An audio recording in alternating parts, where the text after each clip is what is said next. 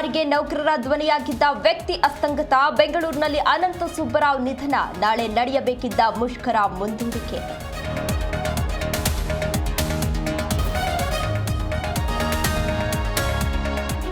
ಮುಡಾ ಕೇಸ್ನಲ್ಲಿ ಸಿಎಂಗೆ big relief. ಪೊಲೀಸರ ಬಿ ರಿಪೋರ್ಟ್ ಪುರಸ್ಕರಿಸಿದ ಜನಪ್ರತಿನಿಧಿಗಳ ಕೋರ್ಟ್. ಉಳಿದ ಆರೋಪಿಗಳ ವಿರುದ್ಧ ಮುಂದುವರೆದ ತನಿಖೆ.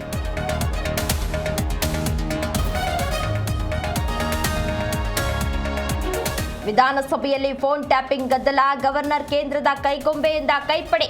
ಪರಿಷತ್ನಲ್ಲಿ ಛಲವಾದಿ ರೋಷಾವೇಶ.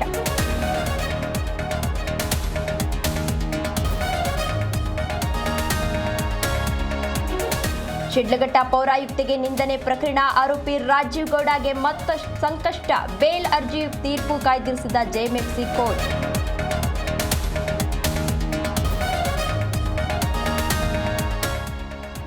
ಒಳ್ಳೆಯ ಕಾರಣಕ್ಕೆ ಸರ್ಕಾರ ಸುದ್ದಿಯಾಗ್ತಿಲ್ಲ. ಅತ್ಯಾಚಾರ, ಡ್ರಗ್ಸ್, ದರೋಡೆ ವಿಚಾರಕ್ಕೆ ಸುದ್ದಿಯಾಗ್ತಿದೆ. ಕಾಂಗ್ರೆಸ್ ವೈಫಲ್ಯದ ವಿರುದ್ಧ ಸಿಟಿ ರವಿ ಕಿಡಿ.